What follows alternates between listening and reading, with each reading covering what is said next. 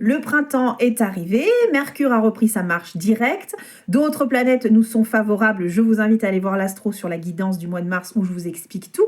Et donc on est dans un élan qui est aussi arrivé après l'ouverture de cette dernière nouvelle lune qui nous est salvatrice et qui a aussi permis un nettoyage énergétique assez puissant sur les émotions.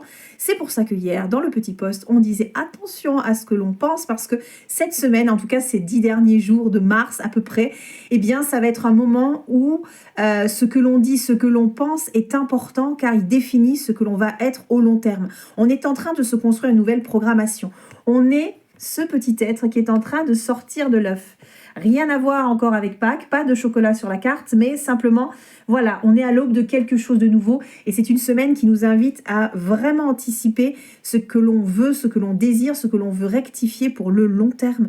Donc, on fait attention à ses pensées, au sabotage, à je n'y arriverai jamais, oui, mais je suis pas assez jolie ou pas suffisamment fort, pas suffisamment qualifiée pour faire telle ou telle chose, je n'arriverai jamais à séduire cette personne-là. Toutes les choses qui se réveillent au printemps et les envies que l'on a ne doivent pas être sabotées parce que l'on peut en dire.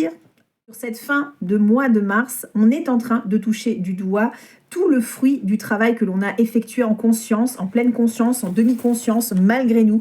On a effectivement vécu pas mal de transformations. On a été un peu bousculé, on a été particulièrement ralenti, challengé. Tout ce travail-là que l'on a effectué, et même des choses qui ont été évacuées malgré nous, sans en avoir conscience durant notre sommeil, par exemple, ou pendant des soins que l'on a pu recevoir à des moments où on s'est senti un peu patraque, on ne savait pas ce qui se passait, on a pu recevoir des téléchargements du ciel. Eh bien, on est en train de toucher l'abondance de ce que l'on a travaillé, c'est-à-dire que tout ce que l'on a pu sacrifier maintenant a été remplacé par une forme de déverrouillage de ce qui pouvait bloquer. Alors évidemment que l'abondance n'aura pas la même signification pour tout le monde. Ça veut dire simplement que si vous êtes en train de conscientiser que vous êtes dans la nécessité de casser quelques schémas sur l'indigence, sur le manque d'amour, le manque d'argent, le manque d'intérêt, le manque de respect, eh bien l'abondance revient. Ça veut dire qu'on est capable aujourd'hui d'être dans la réceptivité et pas dans la quémandation. Donc peut-être que des gens se sont dit je vais gagner de l'argent de cette manière-là ou je vais faire un travail pour me permettre d'accepter l'aide, d'accepter l'argent, d'accepter les bénédictions de la vie parce que souvent on désire quelque chose mais on bloque des fois, on ne sait pas comment recevoir. Donc là aussi, il y a peut-être eu un travail sur le yin, le yang, à quel moment on donne beaucoup, à quel moment on est dans l'action et à quel moment on se permet de recevoir. C'est pareil pour ceux qui ont trouvé l'hiver ou les dernières années trop longues, qui manquent d'amour, manquent d'affection, manquent de tendresse. Et bien là aussi, tout le travail que vous avez fait de conscientisation, de ne pas espérer un ou une compagne juste pour combler un manque, mais simplement se respecter, s'apporter à son petit enfant intérieur ce que l'on rêve d'avoir dans la vie, permet de l'attirer effectivement de l'extérieur comme des radios sur des fréquences particulières. L'abondance, c'est ça et c'est ce que nous propose cette fin de mars, c'est de toucher du doigt tous les fruits des efforts fournis de conscientisation, de travail sur soi, de travail de l'ombre, d'acceptation, de renoncement ou d'abandon pour l'abondance. Voilà, c'est mieux de le dire comme ça. Tout ce qui a été fatigant, ce qui a été drainant, ne fait pas partie uniquement des remontées émotionnelles que l'on a pu avoir, des conscientisations, des choses qui nous ont été mises devant le nez pour que l'on comprenne en fait ce qui se passe à l'intérieur et à l'extérieur. On a eu cette phase d'éveil, encore une fois, c'est pas du tout une question d'actualité ou de niveau de je suis plus éveillée, j'ai compris les heures miroirs il y a 15 ans. C'est pas ce genre de petite bêtise, entre guillemets, ne le prenez pas mal quand je dis ça. L'éveil, c'est de savoir qu'on est une âme qui a choisi de s'incarner à ce moment précis de l'humanité et beaucoup n'ont pas eu cette chance, j'ose le dire, parce que les guides en parlent comme ça. On a choisi cette période si particulière de l'humanité pour venir s'incarner et faire quelque chose. Donc on a un rôle à jouer dans le grand tout. On a un rôle à jouer en se guérissant, en comprenant ce qui est contre nature, ce qui ne va pas. On est connectés les uns aux autres, que cela nous plaise ou non, à des pays, à des voisins, à des hommes politiques, à des animaux dont on a peur, à des plantes qu'on laisse mourir. On est connecté à tout et il ne faut pas l'oublier. Et cet éveil-là, il passe aussi dans notre ADN. Et c'est pour ça qu'on a été si challengé et si fatigué. Merci Alfred de confirmer. Tout ce que l'on ressent, ce qui a été frustrant, ce qui a été pénible à vivre, ce qui nous a mis dans le flou, ce qui nous a inquiété, je vais y arriver, je vais pas y arriver, est-ce que je vais avoir ce contrat, est-ce que je vais avoir ce papier, est-ce que je vais enfin rencontrer quelqu'un, toutes les questions que l'on a pu se poser, évidemment qu'il y en a des millions et on est tous différents, pendant ce début d'année qui a été particulièrement bouleversant, fait partie des éveils de comment on fait pour surpasser ce que notre cerveau nous dit par rapport à la réalité du terrain. Ça fait aussi partie de l'éveil. Il y a tous ces éveils-là qui nous ont bousculés. Et bien, cette fin de mois de mars nous dit C'est plutôt le temps de s'inquiéter et d'être bouleversé par ça. Ça nous a traversé, ça va faire son chemin. C'est une semaine pour se relaxer. Alors, ça ne veut pas dire qu'on va s'asseoir sur nos mains et attendre que ça se passe. C'est on se relaxe dans son corps et dans sa tête parce que, justement, les libérations sont en train d'être évacuées au maximum. Et en plus de ça, parce que c'est une semaine alors, semaine fin de mois, hein, c'est un peu plus qu'une semaine, c'est un moment où on a du travail, on a du pain sur la planche, on a envie de réaliser plein de choses et pour ça, il faut se mettre au travail. Ça veut dire aussi que si on a des plans qui commencent à se former, des idées, tout ce qui a pu germer, tout ce qui a mis du temps à sortir, peut-être même de plusieurs années, des divorces, des séparations, des changements de poste, des mutations, des lancements de société ou de projets, peu importe ce qui a mis du temps et qui a peut-être été long à démarrer, là, on a un élan, on a un boost et on nous dit relaxe ce qui se passe dans ta tête, relaxe la crispation, relaxe ce que tu peux raconter de ta situation. Attention aux mots que tu utilises, hein, on en parlait hier dans le post. Et tu te relaxes, mais surtout, tu n'oublies pas de travailler un pas à la fois sans te mettre la rate au courbouillon. Tu travailles dans la joie que c'est déjà en train de se mettre en place. N'oublie pas, hein, tu sors du cocon. Quand on est enfant, on est dans l'apprentissage, on fait un pas à la fois, mais on a la joie chevillée au corps pour faire les choses. Donc, on nourrit son petit enfant. On travaille comme un enfant qui est passionné par les dinosaures, par les montagnes, par les roches, par le football, par la danse, peu importe. On redevient ce pratiquant qui a la joie de faire les choses et d'apprendre, le goût de faire. On est cet artisan sur cette fin de mois de mars, on est cet artisan qui met du cœur au travail. Donc on se relaxe et on éprouve de la joie dans tout ce que l'on est en train de mettre en place ou tout ce qui est en train d'être obtenu. Même si c'est stressant. En sortant tout à l'heure, moi c'est ma passion à cette période de l'année. J'adore regarder les abeilles, les bumblebees, les bourdons, tout ça. C'est vraiment, j'adore. Et j'étais en train d'en regarder, j'entends un de mes guides me dire « Travaille comme une abeille, tu seras toujours dans le miel ». Alors, ça pourrait paraître bête, ça pourrait être comme un slogan sur un t-shirt un peu niais, un peu bisounours. Il faut le voir plus grand. Pour ceux qui sont chrétiens et qui ont envie d'aller voir ou qui s'en souviennent, allez voir comment ça se passe dans les récits sur les abeilles. Et si vous ne l'êtes pas et que vous êtes d'une autre confession, que vous êtes complètement athée ou juste spirituel, prenez ça comme un égrégore. Il y a de nombreuses histoires sur les abeilles et l'infusion christique et ce qui s'en passe, les 5 abeilles et Saint Rita par exemple, ce genre de choses-là. Petite parenthèse, c'est important de comprendre que l'abeille, ce message-là, il est pas gratuit et c'est aussi pour ça que je l'insère dans cette petite capsule. L'abeille est infusée de vraiment de l'énergie divine, de quelque chose de plus grand que nous et elle travaille d'ailleurs pour elle, pour la collectivité et pour quelque chose de plus grand.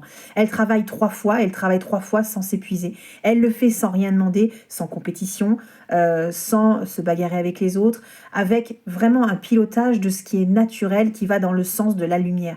Eh bien, c'est ce qui nous est demandé et ce qui nous est même conseillé pour que justement on ne soit plus dans ce manque, dans cette peur, dans cette angoisse de ne pas y arriver, de ne pas réussir dans l'incarnation. On oublie souvent qu'on est dans une expérience d'incarnation.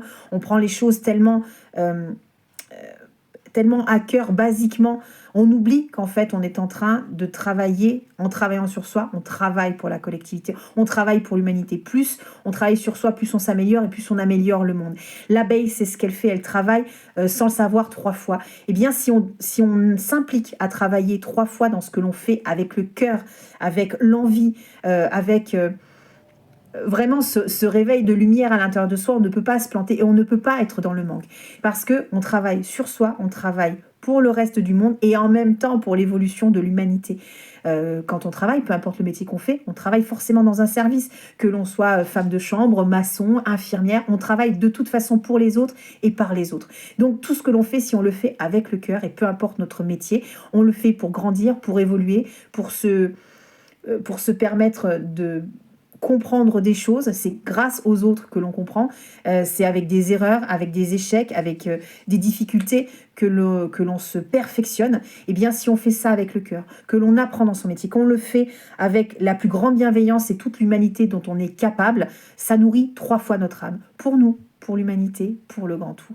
C'est ça que ça veut dire, et on ne sera jamais dans le manque, parce que tout ce qui est fait avec le cœur et tout ce qui est fait dans un but d'élévation, va forcément nous nourrir. On n'aura plus le manque, la peur, la tristesse. On aura des épreuves, mais on n'aura plus cette angoisse de ne pas survivre.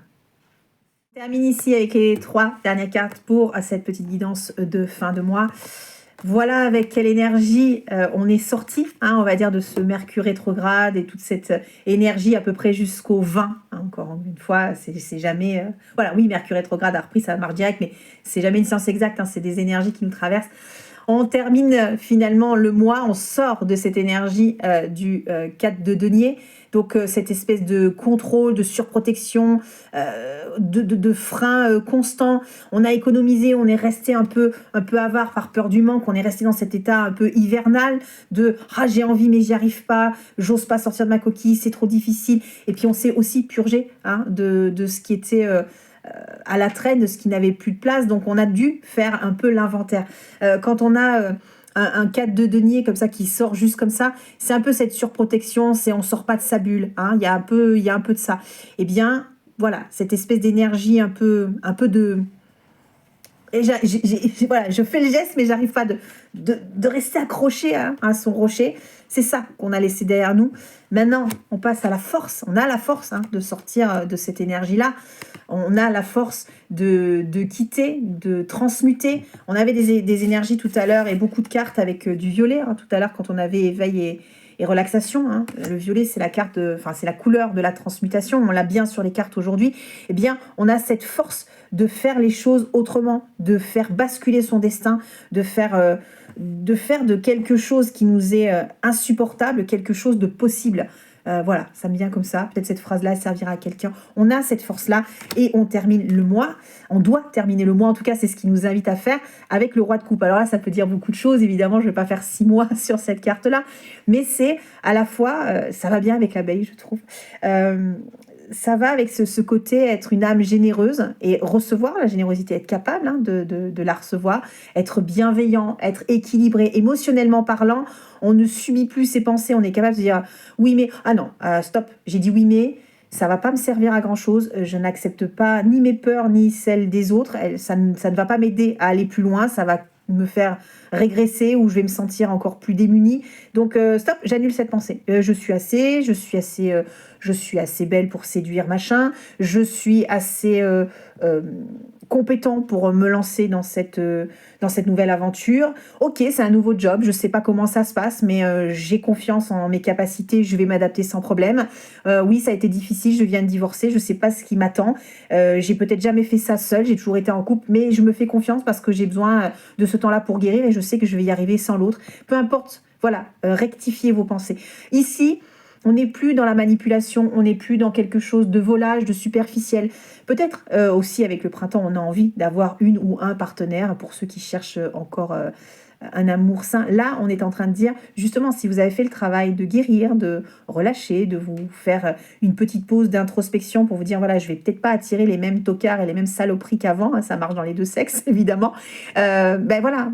Là, je suis sûre de ne pas baisser mes standards, je suis sûre de ce que j'ai à offrir, je sais ce que je veux et je ne vais pas me combler avec des miettes. Donc voilà, ça peut être plein de choses différentes pour nous, mais en tout cas, juste cet égrégore-là du roi de coupe, c'est vraiment quelque chose de sain dans le cœur. On est quelqu'un qui s'est tourné vers son envie la plus forte. Donc on n'est pas ses pensées, on est l'émotion du cœur qui nous fait avancer. Ça, c'est un peu notre leitmotiv pour cette fin du mois de mars. Je fais cette petite parenthèse juste à la toute fin du mois de mars, hein, pour ceux qui cherchent l'amour par exemple. On va avoir Vénus qui va rentrer en taureau, je pense que c'est le 30, je crois que c'est le 30, il faudrait que je vérifie. Et donc là, Vénus va être à domicile. Donc pour ceux qui cherchent l'amour, quand on tire quand même un roi de coupe, que vous soyez un homme ou une femme et peu importe ce que vous cherchez, dites-vous que sur cette fin de mois, si vous avez envie de manifester quelqu'un, c'est sympa, les énergies sont sympas, pensez-y. Voilà, tout plein d'amour, de ronron évidemment. Voilà, je me fais l'oreille. Je vous souhaite le meilleur et je vous dis à très vite. Bonne fin de mois de mars.